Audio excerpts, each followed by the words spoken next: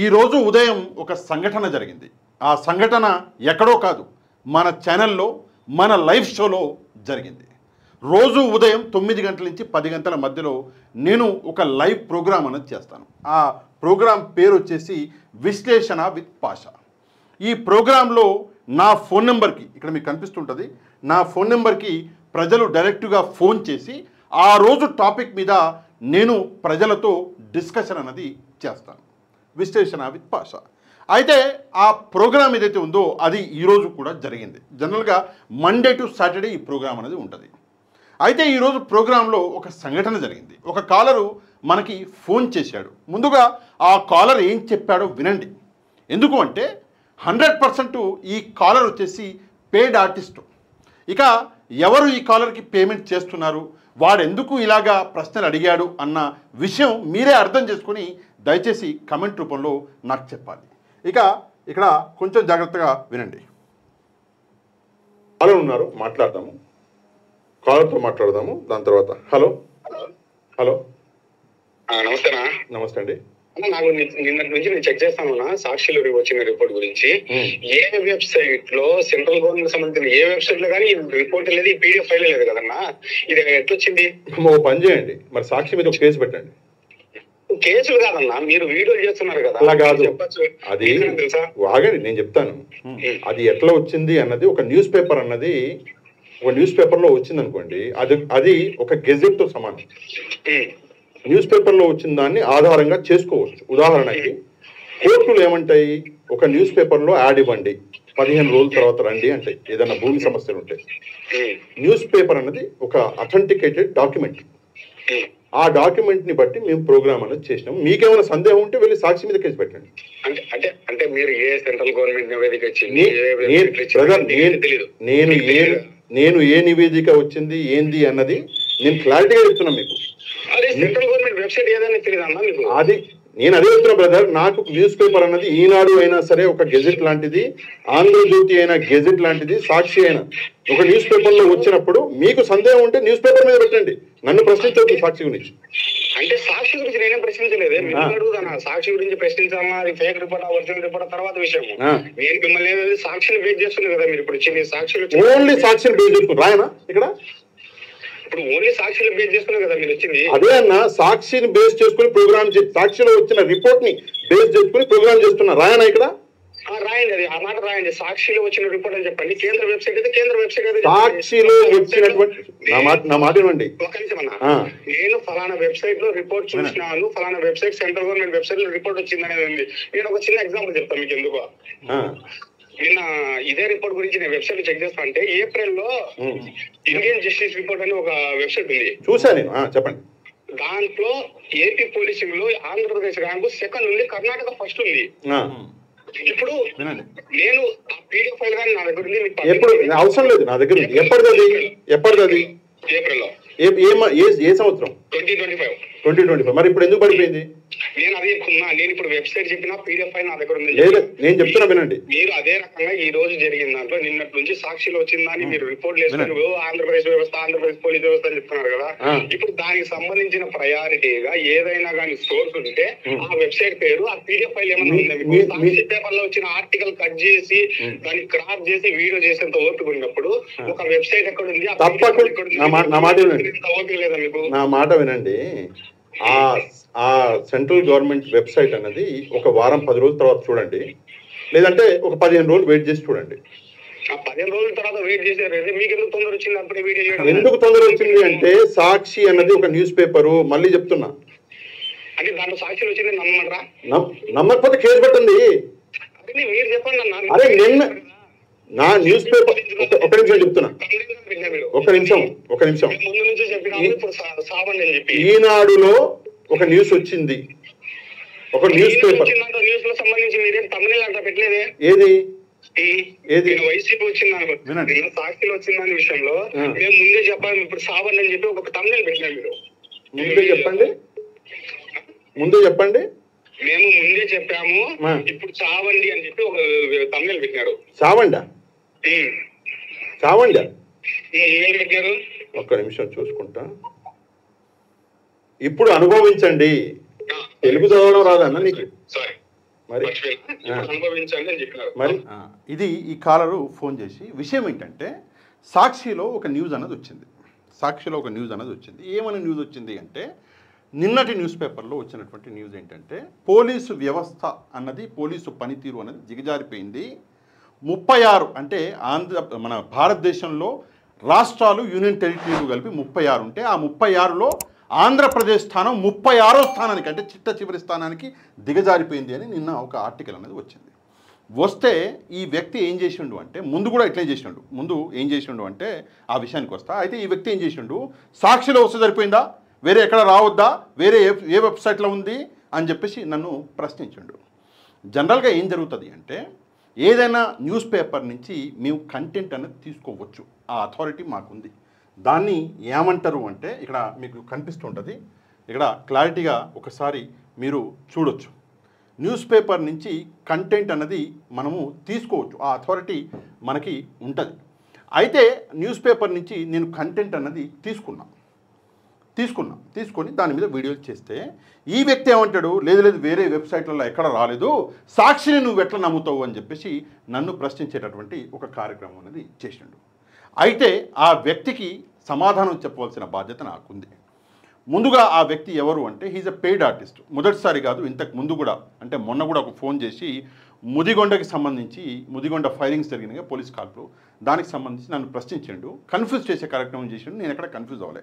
ఈరోజు కూడా అదే కార్యక్రమం చేయబడిండు. అయితే వీడికి ఎక్కడి నుంచి వచ్చింది ఈ సోర్స్, ఈ న్యూస్ ఎక్కడి నుంచి వచ్చింది అన్నటువంటి సోర్స్ కావాలంట.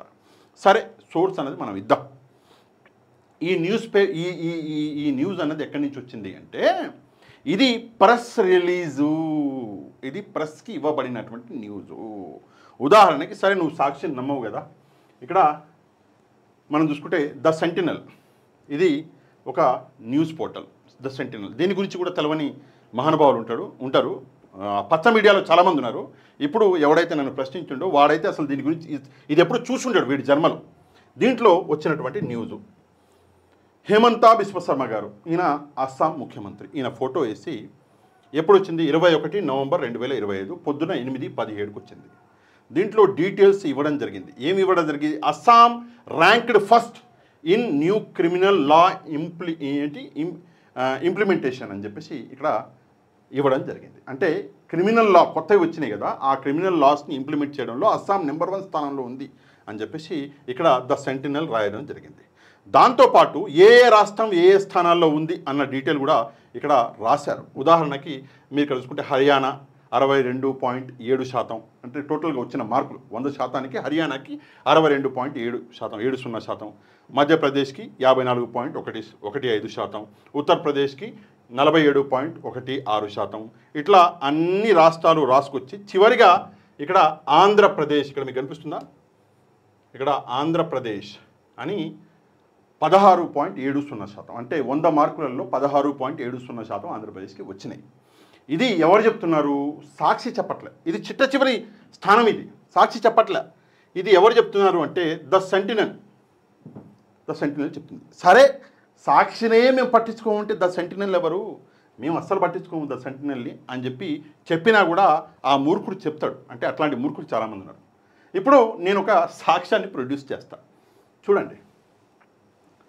ఇది ఫేస్బుక్ హ్యాండిల్, హేమంతా బిశ్వ శర్మ గారిది. ఈయన ముఖ్యమంత్రి, చంద్రబాబు నాయుడు గారు ప్రస్తుతం కలిసి పనిచేస్తున్నటువంటి కూటమిలో బీజేపీ గవర్నమెంట్కి సంబంధించినటువంటి అస్సాం ముఖ్యమంత్రి హేమంతా బిశ్వ శర్మ గారు. ఈయన హిందువులలో, ముఖ్యంగా హిందూ రిలీజన్లో చాలా పేరున్నటువంటి వ్యక్తి.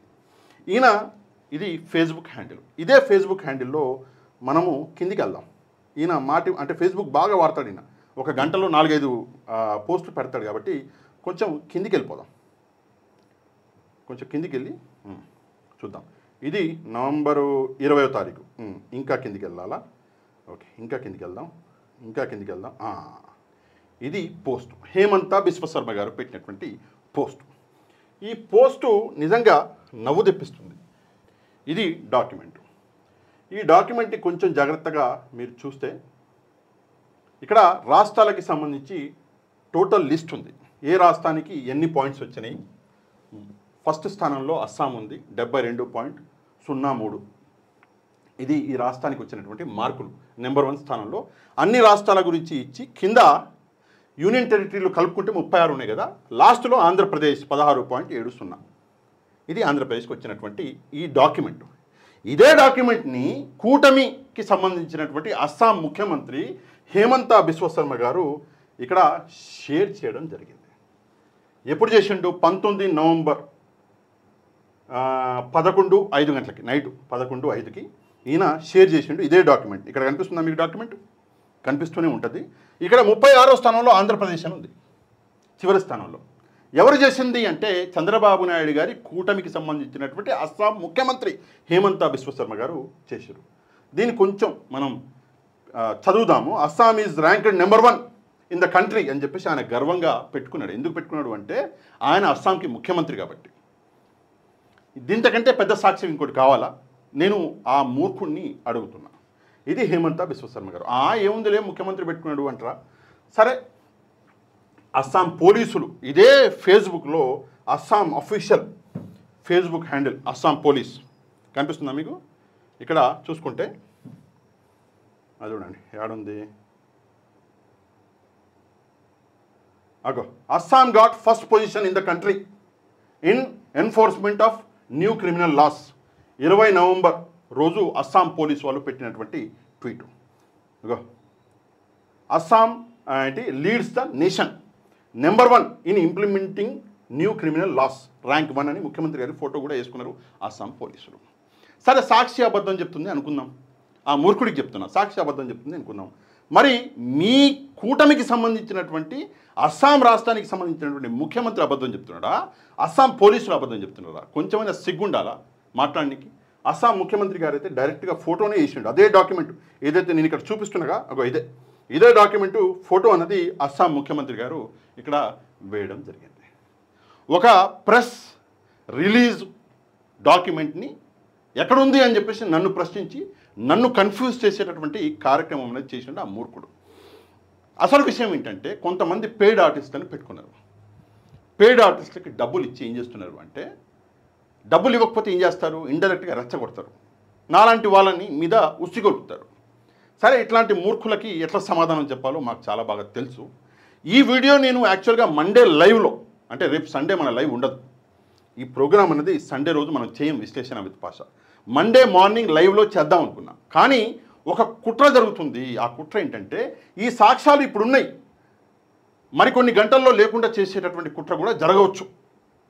కాబట్టి అంతకంటే ముందే ఈ వీడియో చేయాలి, ఈ రికార్డింగ్ అనేది కంప్లీట్ అవ్వాలి అని చెప్పేసి ఈరోజే ఈ వీడియో అనేది చేస్తున్నాను. ఎందుకు ఈ డాక్యుమెంట్లను లేకుండా చేసే ఒక కుట్ర జరుగుతుంది అంటే, ఆంధ్రప్రదేశ్తో పాటు మరికొన్ని రాష్ట్రాలు, లోవర్ బాటంలో ఉన్నటువంటి రాష్ట్రాలు, అక్కడ ఒక పెద్ద రచ్చ నడుస్తుంది. ఢిల్లీ, ముఖ్యంగా ఢిల్లీలో ఉన్నది ఎవరు? బీజేపీ గవర్నమెంట్ 26వ స్థానంలో ఉంది. ఇట్లా కొన్ని ఇష్యూస్ జరుగుతున్నాయి. West Bengal, okay, Nagaland, Lakshadweep. So ఇవన్నీ కన్ఫ్యూజన్లు ఎందుకు? అక్కడక్కడ నాలాంటి రిపోర్టర్లు ఉంటారు కదా, వాళ్ళు ఎత్తి చూపిస్తారు. అసలు ఈ డాక్యుమెంట్లే లేకుండా చేద్దామని చెప్పేసి ఒక కుట్ర జరుగుతున్నది. సేమ్ అదే కుట్రలో భాగంగా ఈరోజు పచ్చ మీడియా కూడా ఎక్కడ ఈ వార్తని రాయట్లేదు. మాలాంటి వాళ్ళని రాస్తే ఇట్లాంటి పనికి మాలిన పోరంబుకులు ఏం చేస్తున్నారు అంటే మమ్మల్ని ప్రశ్నించేటటువంటి కార్యక్రమం చేస్తున్నారు. దమ్ము ధైర్యం అన్నది ముందు నిలబడి మాట్లాడడంలో ఉంటుంది, ఎవరినో ప్రశ్నించడంలో ఉండదు. ఒక ప్రశ్న అన్నది మనం ఎందుకు అడుగుతాము అంటే ప్రజలకి నిజం తెలవాలి అని అడుగుతాం. కానీ మనల్ని మనం ఈగో సాటిస్ఫై చేసుకోవాలి, లేదా నేను మూర్ఖుణ్ణి కాను అని ప్రజలకి ప్రపంచానికి తెలియజేయాలని ప్రశ్న అడగకూడదు. ఇప్పుడు ప్రశ్న అడిగితే ఆ ప్రశ్న వల్ల నలుగురికి మంచి జరగాలి. అందుకే ఈ వీడియో అనేది చాలా ముఖ్యం. దయచేసి ఈ నిజాలు ప్రజలందరికీ తెలవాలి, తప్పకుండా తెలవాలి. కాబట్టి మీరు లైక్ అండ్ షేర్ చేయండి.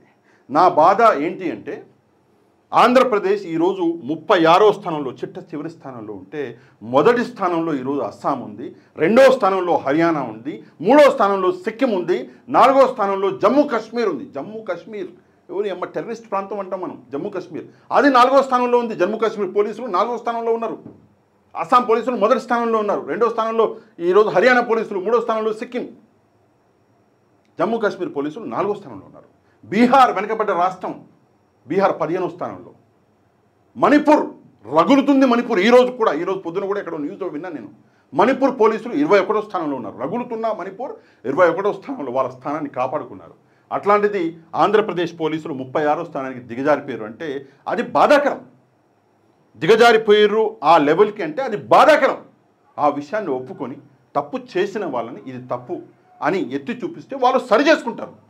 పోలీస్ డిపార్ట్మెంట్ తన తప్పులను సరి చేసుకుని మళ్ళీ మొదటి స్థానానికి వెళ్ళాలనేది అది నా ఆలోచన, నా ఆశ. అది కాదు, నన్నే తప్పుగా నిరూపించాలి అని చెప్పేసి కొంతమంది బోకులు మాట్లాడుతుంటారు. మరి కొంతమంది బోకులు అయితే పొద్దున్న మన షోలో కొన్ని మెసేజ్లు పెట్టారు నా రిలీజన్ని టార్గెట్ చేస్తూ. నేను ఒకటే విషయం చెప్తాను, నన్ను నేను మీలాంటి వాళ్ళ దగ్గర ప్రూఫ్ చేసుకునే అవసరం లేదు. ఎందుకంటే పెద్ద పెద్ద దారికారులకే భయపడినోడిని. మీలాంటి పకోడిగాళ్ళకి ఇక అది చేస్తే ఎంత నాకు ఈకలు మీరు సింపుల్. సరే, కొంచెం గర్వంగా మాట్లాడినా దయచేసి క్షమించాలి. నేను జనరల్గా ఇట్లా మాట్లాడను. ఎందుకు మాట్లాడినా అంటే ఈ డేటా నాకు ఒకటే విషయం ఏంటంటే, ఏదైనా సరే న్యూస్ పేపర్, ఇక్కడ ఒక చిన్న ఉదాహరణ చెప్తాను మీకు, చాలా మంచి ఉదాహరణ. ఏంటి ఆ ఉదాహరణ అంటే, ఇది ఈనాడు న్యూస్ పేపర్. ఈ ఈనాడు న్యూస్ పేపర్లో నిన్న ఒక ఆర్టికల్ అనేది వచ్చింది. ఇంకో అరటి కిలో రూపాయి అని చెప్పేసి ఒక ఆర్టికల్ వచ్చింది. మరి ఈ ఈనాడులో వచ్చినటువంటి ఆర్టికల్ కూడా ప్రజల మంచి కోసం వచ్చినప్పుడు తప్పకుండా దాన్ని కూడా మేము వెల్కమ్ చేస్తాం. నువ్వు ప్రజల మంచి కోసం మాట్లాడుతున్నావు, నువ్వు ఎవరినో హైలైట్ చేయడానికి, అంటే అది రోజు ఈనాడులో జరుగుతూనే ఉంటుంది పచ్చ మీడియాలో, కానీ అప్పుడప్పుడు ఇట్లాంటివి కూడా రాస్తారు, వాటిని వెల్కమ్ చేస్తాం. ఎవరన్నారు చేయరని? అట్లా అని చెప్పేసి నేనేమన్నా ఈనాడులో పనిచేస్తున్నట్లా, లేదంటే ఈనాడుకి నేను ఊడిగం చేస్తున్నట్లా? తప్పు. ఎప్పుడైనా సరే ప్రజల కోసం సాక్షి ఈరోజు ప్రజల కోసం పనిచేస్తుంది. ఈరోజు పోలీసు వ్యవస్థలో జరుగుతున్న తప్పులను ఎత్తి చూపిస్తుంది. దాన్ని వెల్కమ్ చేయాలి. ఎవరు చూపించని సాక్షి చూపించింది, దాన్ని వెల్కమ్ చేయాలి. సాక్షి న్యూస్ పేపర్ని, సాక్షి ఛానల్ని అప్రిషియేట్ చేయాలి. అందులో తప్పే ఉంది? మంచి చేస్తే అప్రిషియేట్ చేయాలి. చాలా మంచి పని చేశారు. ఎవరు చూపించలేక ధైర్యం చేయలేని దాన్ని సాక్షి న్యూస్ పేపర్లో రాశారు. 36వ స్థానానికి పోలీస్ డిపార్ట్మెంట్ పడిపోయిందని. అట్లా రాసినా కూడా మంటే. ఎక్కడెక్కడ మండుతుందంటే మనోళ్ళకి అసలు ఎక్కడ చూయించుకోలేరు డాక్టర్లకు కూడా, ఆ చోట్ల మండుతుంది సాక్షి న్యూస్ పేపర్లో ఈ నిజాలు రాస్తే. సరే, ఏదేమైనప్పటికీ కూడా దయచేసి ఈ వీడియోని వైరల్ చేయండి. ఈ బాధ్యత మీదే, మీ చేతుల్లోనే పెడుతున్నా. ఒక లైక్ అండ్ షేర్ చేస్తే వీడియో అనేది వైరల్ అవుతుంది. ఇక మన ఛానల్ని ఎవరైతే సబ్స్క్రైబ్ చేసుకోలేదో ఛానల్ని కూడా సబ్స్క్రైబ్ చేసుకోండి. నెక్స్ట్ వీడియోలో మళ్ళీ కలుద్దాం. అంతవరకు థ్యాంక్ యూ వెరీ మచ్. జై హింద్.